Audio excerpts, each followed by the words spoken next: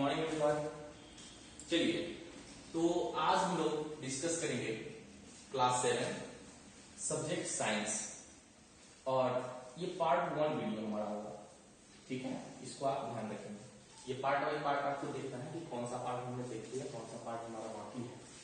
तो थोड़ा सा हम प्रीवियस चलेंगे इसमें। आपने क्लास 6 में पहले चैप्टर में, ठीक है, फर्स्ट चैप्टर जिसका नाम था food where does it comes from, ठीक है, तो इसमें हम लोगों ने पढ़ा कि कौन से प्लांट है जिसका हम रूट खाते हैं, कौन से प्लांट है जिसका स्टेम खाते हैं, edible part of leaf, fruits, flower, cereals जिसमें अनाज, इसको हम लोग कहेंगे अनाज, ठीक है, पल्सेस, दाल, वेजिटेबल्स, वेजिटेबल्स में रॉ भी हम लोग खाते हैं, कुक्ड भी खाते हैं, स्पाइसेज यानी मसाला, ठीक है, मसाला। इसके बाद बीवरेज, टी, कॉफी और drinks except water and medicinal plant, neem, tulsi, pudina, etc। तो ये सब टॉपिक हमने पढ़ा था क्लास 6 में। जो कौन से पार्ट हम खाते हैं, किसमें ज्यादा से ज्यादा न्यूट्रिशन वैल्यू है, उसी को हम खाते हैं, और ये हमारा रिवीजन टॉपिक है। और इससे पहले हम इधर वाले पार्ट डिस्कस करें, आप सबको कॉपी पेन लेके बैठना है और ये सारे पॉइंट नोट करने हैं, क्योंकि ये इतना लिखने का मतलब यही है कि ये डेफिनेशन ज्यादा है, आपको समझना है, इसको देखना है एक करके। क्लियर?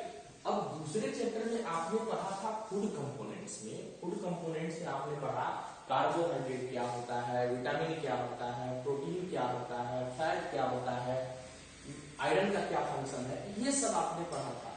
मिनरल जो भी है, आयरन हो गया, आयोडीन हो गया, जिंक हो गया, इस सब के फंक्शन आपने पढ़ा क्लास 6 के दूसरे चैप्टर में, ठीक है। अब देखिए, हमको यहाँ पे समझना है, ये पार्टिकुलर साइंस 8 तक फिजिक्स, केमिस्ट्री, बायो अलग अलग नहीं है, एक ही साथ है, और ये बायो का टॉपिक है, ठीक है। बायो के टॉपिक 7 के साइंस काफी इंपॉर्टेंट है। आपको बीच में एक ऐसा भी वीडियो मिलेगा जिसमें पता चलेगा कि 7th के पूरे साइंस आपको 10th में मिल जाएगा। यहाँ पे 7th के साइंस को आप अच्छे ढंग से डील करेंगे, ठीक है। आपको 10th में ये बहुत सारे चैप्टर मिलने वाले हैं। 7th के साइंस 10th में आपको पूरा का पूरा मिलने वाला है। इसलिए समझ लीजिए कि अगर आप 7th के साइंस को बेहतर ढंग से डील कर रहे हैं, तो समझिए 10th के साइंस को आपने 40% डील कर लिया। क्लियर? तो ये पार्टिकुलर पार्ट को हम इसलिए खाते हैं, जैसे देखिए हमारा स्पाइनेट है, स्पाइनेट को न्यूट्रिशन वैल्यू सबसे ज्यादा लीफ में है, तो ऐसा नहीं है कि उसका एसटीएम यूज कर लेंगे खाने के लिए, उसमें न्यूट्रिशन वैल्यू कम है। तो जिसमें न्यूट्रिशन वैल्यू ज्यादा से ज्यादा है, उसको हमने ज्यादा से ज्यादा यूज किया। अब यहाँ पे बात आती है कि ये हमको क्यों लेना है, ठीक है। तो आपने प्रीवियस क्लासेस में भी पढ़ा होगा कि we should take nutrition for the development and growth and maintenance our body. Nutrition is required, but where it comes from? It comes from our food, our diet.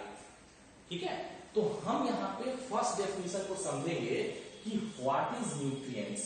Nutrients क्या होता है, what is nutrients? देखिए, हमने food component second chapter में जो पढ़ा था, various components of food like carbohydrate, vitamin, protein, fat and mineral and collectively, not only single, collectively, एक साथ, this is called balanced diet ना।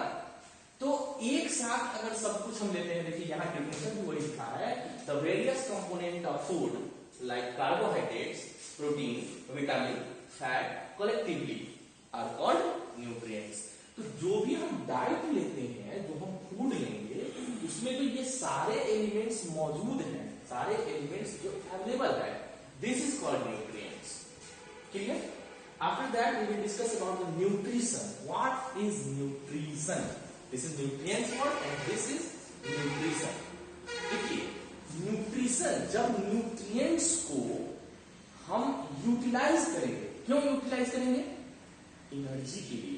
एनर्जी क्यों हमको चाहिए?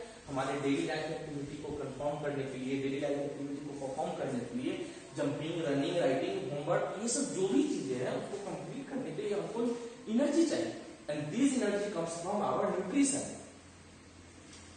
एंड इसको न्यूट्रिशन की अगर डिफाइन करने की बात करें, तो the process of utilisation to obtain energy, utilisation of food. यहाँ पे एक पॉइंट छूटा है, ठीक है, food. The process of utilisation of food to obtain energy. क्यों एनर्जी हम ऑब्टेन करेंगे? For growth and development. ठीक है, for growth and development is called nutrition. ये दो डेफिनेशन आपके। ठीक है, अब कंडीशन है कि न्यूट्रिशन हम कहां से लेते हैं? हम अपने घर में जो खाना बनाते हैं, दिस इज रॉन्ग वर्ड, बनाते नहीं पकाते हैं। हम लोग अपने घर में खाना पकाते हैं, बनाता तो प्लांट है, प्लांट अपना फूड बनाता है और वो लीफ में अलग अलग जगह पे इन सब एरिया में स्टोर करता है और इसी को हम लोग यूज करते हैं, वो भी पकाने के बाद, नॉट रॉ, कुक। हाँ, कुछ ऐसे भी चीज है जो रॉ भी यूज होते हैं, आप देख लिए। तो हम जो बनाता है और जो नहीं बनाता है, the organism who make their own food by any types of process, उसको हम एक तरफ डिवाइड करेंगे। And those organism they are unable to make their own food any types of simple और complex process, we can divide another parts.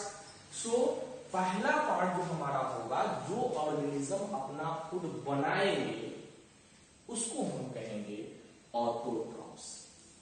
ठीक है, देखिए, auto means self and troughs means obtain nutrition.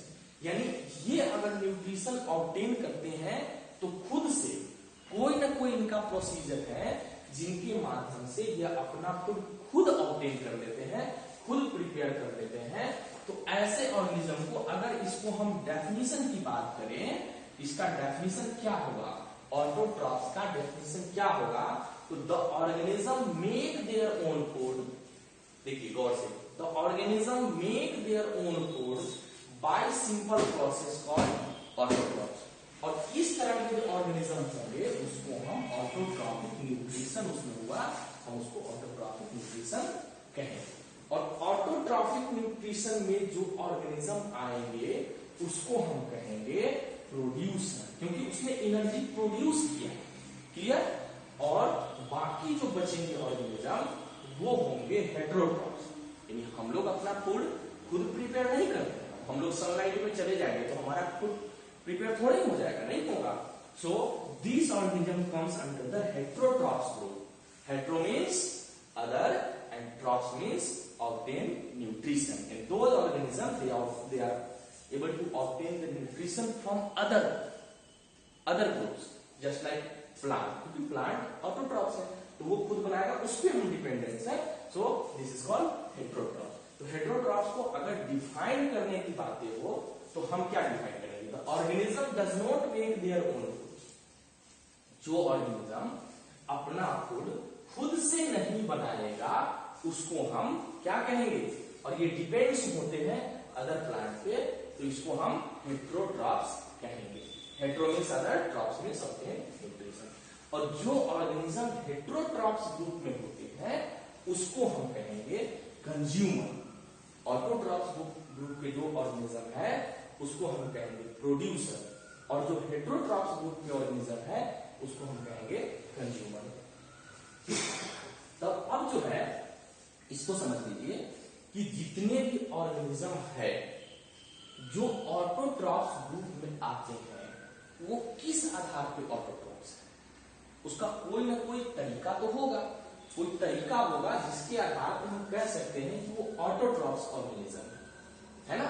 तो देखिए, उस organism में जो organism अपना खुद प्रिपेयर करता है उसमें एक स्पेशल प्रोसीजर होते हैं, उस प्रोसीजर का नाम होता है फोटोसिंथेसिस।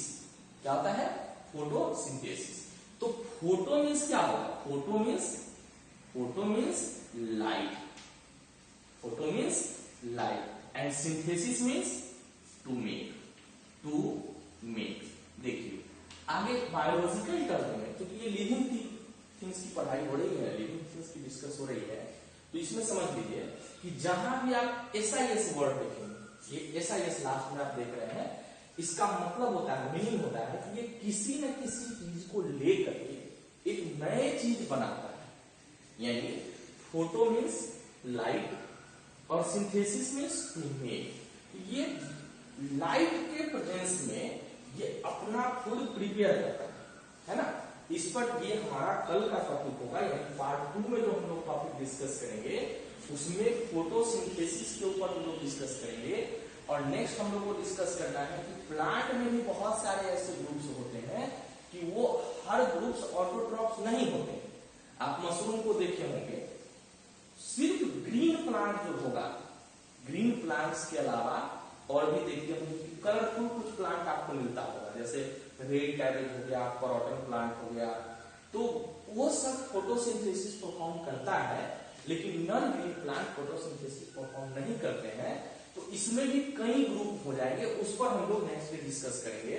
और नेक्स्ट डे हमारा फोटोसिंथेसिस टॉपिक होगा। तो अब आपको यहाँ पे क्या करना है, आपको जो ये होमवर्क मिलेगा प्रॉपर, आप ये देख लीजिए कि ये प्रीवियस टॉपिक आपको रिवाइज करने हैं क्लास 6 के चैप्टर 1 एंड चैप्टर 2 को। चैप्टर 1 एंड चैप्टर 2 को आप रिवाइज करेंगे। जब तक आप चैप्टर 1 और 2 6 वाले टॉपिक को रिवाइज नहीं करेंगे तब तक ये टॉपिक आपको अच्छे से कवर होना मुश्किल है। और 6, 7, 8 तीनों क्लास के साइंस एक दूसरे पे इंटरकनेक्टेड। और इवन 6, 7, 8 की भी बात नहीं करें, आपके 10th तक जो साइंस पढ़ने हैं उसमें यही बात आपको पढ़ना है बायोलॉजी पार्ट में कि आपको खुद से हेल्दी कैसे रहना। आप सब जानते होंगे कि बायोलॉजी पढ़ने वाले पर्सन डॉक्टर बनते हैं, लेकिन आपको 10th तक जो सिलेबस पढ़ाए जाएंगे उसमें डॉक्टर बनने की बात नहीं है, उसमें बात है कि आप अपने आप को हेल्दी कैसे रखेंगे, ये तरीका आपको सीखना है। 10th के बाद आपको सीखना है कि हम दूसरों को हेल्दी कैसे रखेंगे। तो सबसे पहले आप खुद हैं, आपकी खुद हेल्थ है, तो उसको समझना है। तो 10th तक के बायोलॉजी पोर्शन को आप बहुत अच्छे से डील करेंगे, क्योंकि बायोलॉजिकल टर्म है। 7th में सारे के सारे एक ही साथ आते हैं, मैं भी एक ही टीचर डील भी करेंगे, पढ़ाएंगे भी। तो ये 4 डेफिनेशन आपको मिलेंगे। पहला nutrients, nutrition, autotrophs and heterotrophs. ये 4 डेफिनेशन आपको आज याद करने हैं। और करना क्या है, जो भी हमसे प्रीवियस क्लासेस दिए हुए हैं उनको पता होगा कि हम डिस्कस करने के बाद हम क्या करते हैं, आपको क्वेश्चन बनाना है। आपका क्वेश्चन एक फर्स्ट क्या बन गया, देखिए होमवर्क 2 चीज हो गए, एक तो 6 का 2 चैप्टर आपको रिवाइज करना है, और दूसरा होमवर्क आपके लिए है कि आपके लिए ये क्वेश्चन बना। जैसे न्यूट्रिशन का डेफिनेशन आपने याद किया, आपको इसको समझ गए, तो आपके लिए क्वेश्चन नंबर 1 क्या बनेगा, व्हाट इज न्यूट्रिएंट्स। आपका क्वेश्चन होगा, क्योंकि आप आंसर जानते हैं कि ये आपका क्वेश्चन होगा। फिर उसी तरह से व्हाट इज न्यूट्रिशन या define the term of nutrition, तो आपके लिए ये क्वेश्चन हो गया। आंसर आपको पता है, सिर्फ क्वेश्चन लिखना है, इसका आंसर नहीं लिखना है, क्योंकि इसके आपको याद करने के बाद ही आप क्वेश्चन बनाएंगे। और ये भी आपका एक पॉइंट आपको ध्यान रखना है कि ऑटोट्रॉफ्स क्या होता है, हेटेरोट्रॉफ्स क्या होता है, ऑटोट्रॉफ्स हम कहते क्या है, हेटेरोट्रॉफ्स हम कहते क्या है। तो ये सब टर्म फर्स्ट पार्ट आपको समझना है। सेकंड नेक्स्ट डे यानी इस पार्ट 2 वीडियो में हम आपको फोटोसिंथेसिस को लेकर के आगे बढ़ेंगे। क्या होता है, क्या क्या चीज उसमें रिक्वायरमेंट है, फोटोसिंथेसिस कैसे होता है, उसके सिंपल इक्वेशन क्या है, वो फिर हम लोगों के लिए क्या प्रोवाइड करता है, ये सब चीज हम लोग नेक्स्ट वीडियो में डिस्कस करते हैं। तब तक इसको आप अच्छे से डील करिए, इसको अच्छे से याद करिए, और अगला वीडियो देखना ना भूलिएगा। ये पार्ट 1 है, फिर हम लोग दूसरे वीडियो में करते हैं। तब तक के लिए